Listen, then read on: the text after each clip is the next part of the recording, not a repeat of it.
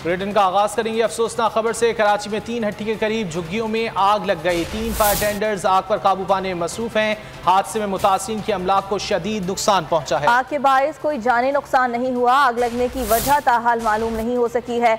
आपको मनाजिर भी दिखा रहे हैं। कराची का इलाका है 3 हट्टी, जहां पर झुग्गियों में ये आग लगी है और इस वक्त इमदादी कार्रवाइयाँ जारी हैं।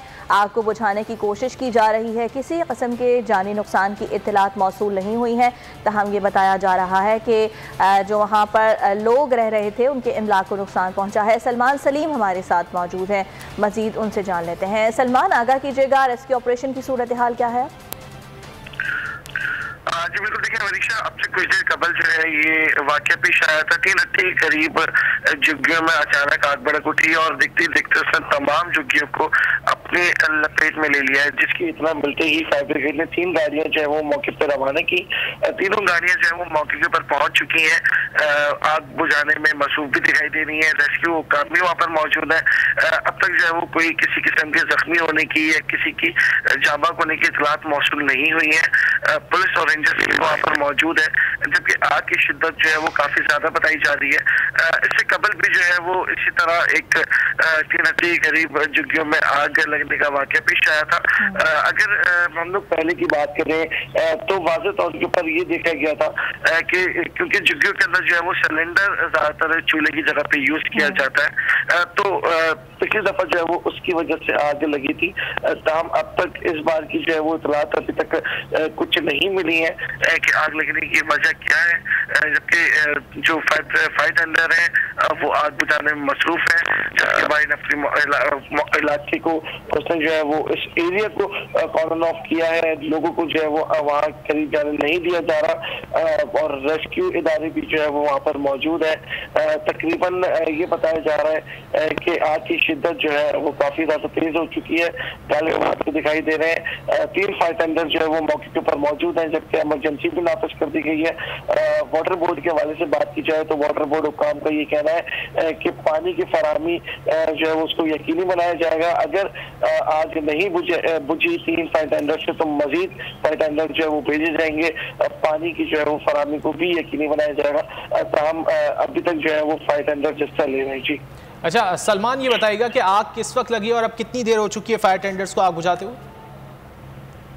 अब देखिए तकरीबन 10 से 15 मिनट हुए हैं फायर टेंडर्स यहाँ पर पहुंचे हैं और आग लगे हुए तकरीबन 20 से 25 मिनट हो चुके हैं। जबकि जो करीबी पुलिस स्टेशन है, जो लैपटाबाद पुलिस स्टेशन है, उसने पुलिस जो है वो मौके के ऊपर पहुंची है, लोगों को उसने दूर करना शुरू किया है। जबकि इतना मिलते ही रेस्क्यू इदारे भी वहाँ पर पहुंचे हैं।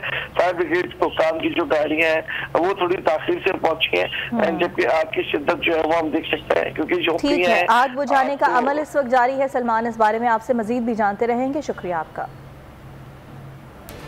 आगे बढ़ते हैं। लाहौर छठे रोज भी दुनिया का आलूदा तरीन शहर। बैनुल-अक़वामी इंडेक्स के मुताबिक लाहौर पहले, नई दिल्ली दूसरे, ढाका की फ़ज़ाएँ तीसरे नंबर पर इंसानी सेहत के लिए मुज़िर हैं। आलूदा शहरों की फहरिस्त में कराची का 13वां नंबर है।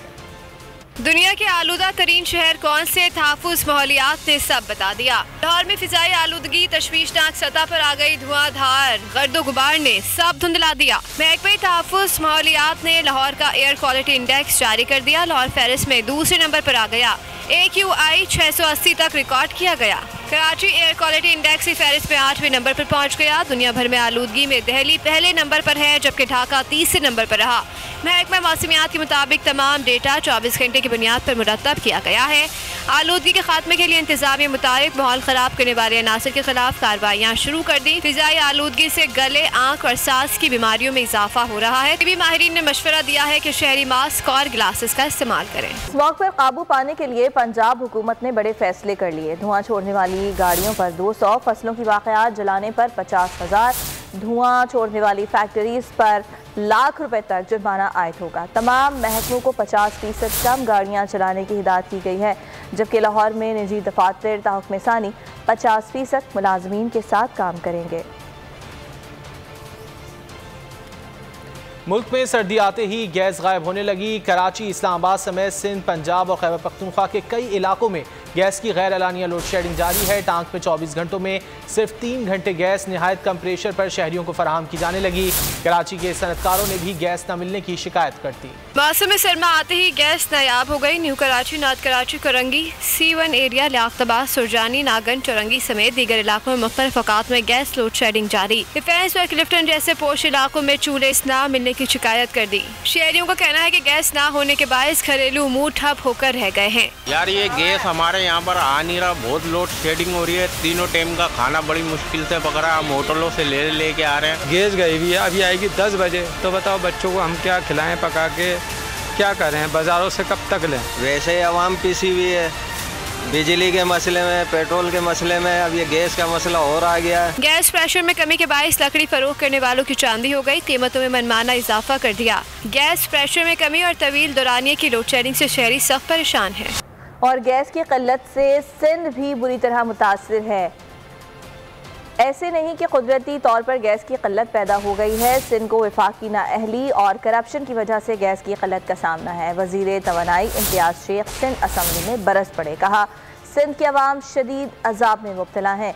सूबे के दारुल हुकूमत तक में गैस नहीं है, दीगर शहरों का क्या हाल होगा। सिंध बुरी तरह मुतासर है, वो है गैस की शॉर्टेज। और गैस जैसे फेडरल गवर्नमेंट की गवर्नेंस के न होने की वजह से वजारत जो एनर्जी है उसकी नाअहली या करप्शन कह लें या कुछ भी कह लें, इस वक्त पाकिस्तान के लोग और सिंध के खास करके लोग इस वक्त शदीद एक अजाब में मुब्तला हैं। जो सिंध का दारुल हुकूमत है उस शहर में भी गैस नहीं आ रही। बाकी जो इलाके हैं सिंध के, वहाँ आप तस्वर कर सकती हैं कि क्या हालत होगी। और अब PTI की हुकूमत में अब ये सूरत हाल आ गई है कि 21वीं सदी में लकड़ियों का बंदोबस्त हो रहा है कि लकड़ियाँ जमा करके आग जलाई जाए और खाना बनाया जा सके। वफाकी वज़ीर तवानाई हम्माद अजहर का गैस की बंदिश पर ट्वीट, लिखा कि तमाम सूबों के बरामदी शोबे से एक कामयाब मुलाकात की है। यकीन दहानी करवाई गई है कि मौसम सरमा के दौरान उन्हें गैस की फराहमी मुस्तहकम, जिसके बदले वो बहुत ज़्यादा गैस इस्तेमाल करने वाले निजी पावर प्लांट्स को बंद करके नेशनल ग्रिड पर लाएंगे। जबकि एडमिनिस्ट्रेटर कराची मुर्तज़ा वहाब ने वज़ीर तवानाई हम्माद अजहर के दावे मुस्तरद कर दिए। कहा सिंध 38% नहीं 64% गैस पैदा करने वाला सूबा है। मुर्तज़ा वहाब ने कागजात दिखाते हुए कहा कि बलूचिस्तान में 22%, 11% KP और 3% पंजाब में गैस पैदा की जाती है। वज़ीर तवानाई हम्माद अजहर ने सिंध में 38% गैस पैदा होने का बयान दिया था। आपको बताना चाहता हूं कि हम्माद अजहर साहब ने वफाकी वजीर तवानाई गालिबन पिछले दिनों गलत बयानी की और उन्होंने कुछ नंबर्स दिए जिसके तहत उन्होंने कहा कि सूबा सिंध 38% गैस पैदा कर रहे हैं। मैं आपके सामने बस कहता है कि साल 2020 में सूबा सिंध ने कुल गैस पैदा की 64%, 22% गैस बलोचिस्तान ने पैदा की, 11% गैस खैबर पख्तूनख्वा ने प्रोड्यूस की और 3% गैस पंजाब ने प्रोड्यूस की। और अच्छी खबर यह है कि पाकिस्तान में कोरोना मुस्बत केसेस की शरह 0.8% रह गई। NCOC के मुताबिक 24 घंटे में 39,200 टेस्ट किए गए, 319 अफराद के टेस्ट मुस्बत आए, 7 अफराद जिंदगी की बाजी हार गए। मजमूई अमवात 28,655 हो गई।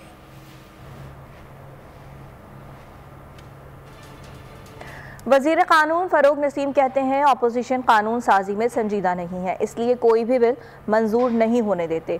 अपोजिशन की कोशिश थी कि मुश्तरका पार्लिमानी इजलास ना हो, कानून को शौक़ से चैलेंज करें मगर पहले उन्हें पढ़ तो लें, क्योंकि जो कानून आपने पढ़े नहीं हैं उसको सुप्रीम कोर्ट में चैलेंज कैसे कर सकते हैं।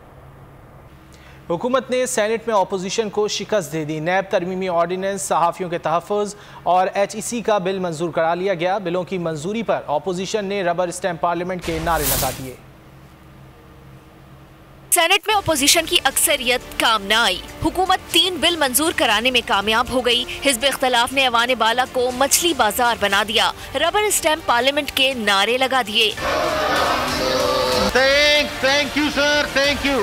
हाउस का माहौल खराब ना करें प्लीज। तशरीफ रखिए। बैरिस्टर फरूक नसीम ने नैब तरमीमी ऑर्डिनेंस पेश किया जिसे मंजूर कर लिया गया। वफाकी वजीर कानून का कहना था ये बिल हरगिज किसी एक शख्स से मुतालिक नहीं बल्कि हर शख्स के लिए है। ये पर्सन स्पेसिफिक नहीं है और अदालत और कानून इसको पर्सन स्पेसिफिक इसलिए नहीं मानते, ये for all times to come है, हर एक के लिए है, किसी एक शख्स के लिए नहीं।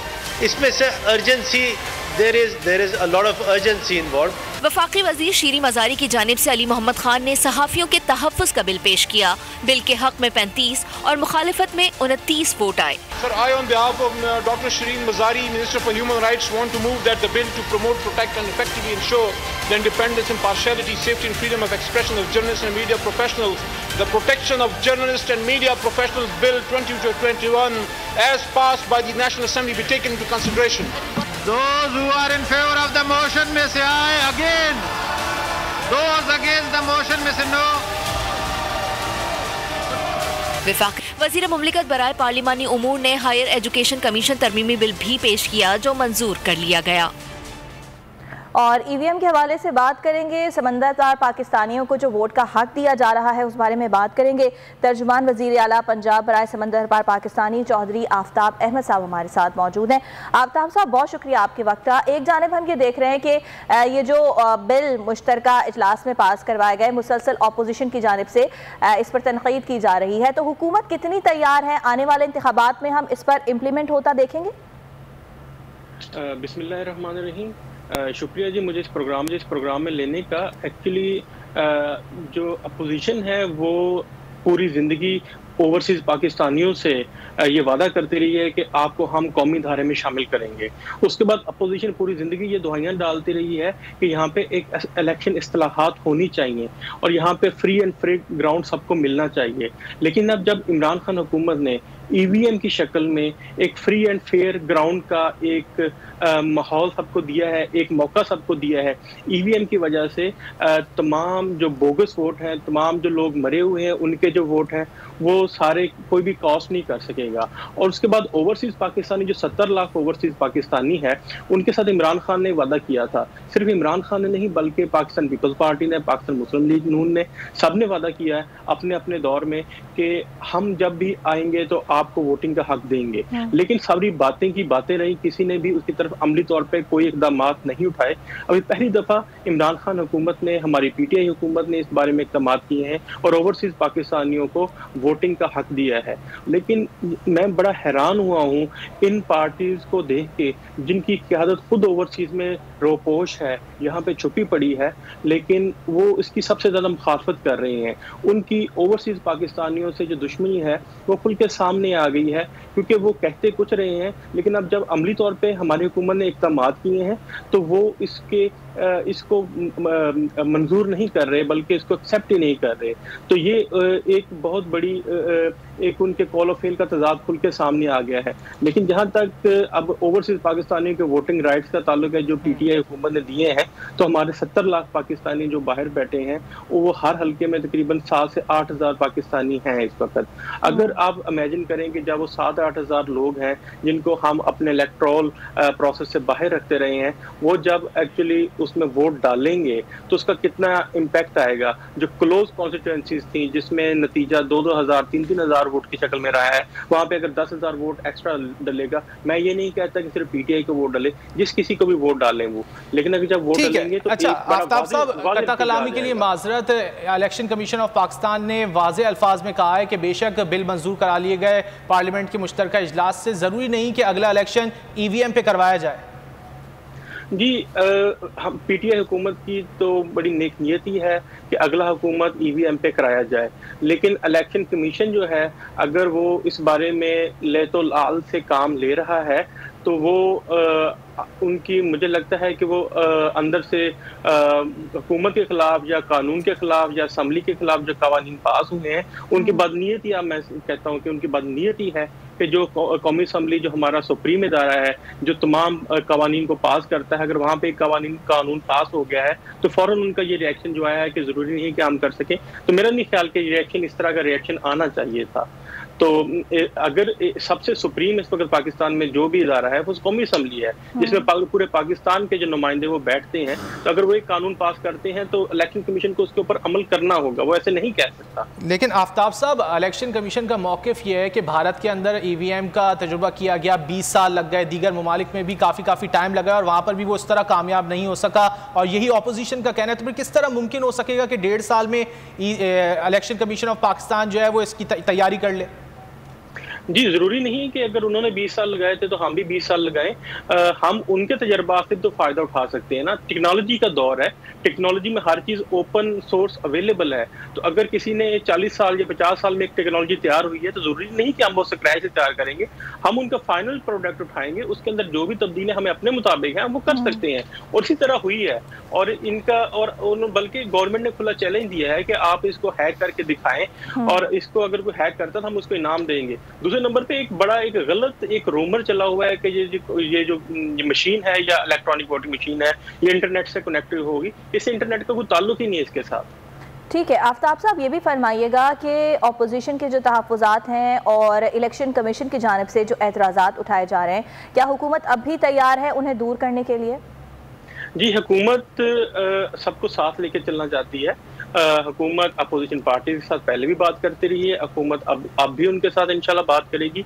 और इलेक्शन कमीशन पाकिस्तान का इदारा है, वो इस बात का रिस्पॉन्सिबल है कि इलेक्शन कैसे कराए जाए। तो हुकूमत उनको कवानीन जो है कवानीन की शक्ल में एक गाइडलाइन, एक रास्ता दिखा दिया है। अब रास्ते के ऊपर अगर उनको कोई वसाइल चाहिए और उनको कुछ भी उसमें तकनीकी मदद चाहिए तो हुकूमत हाजिर है।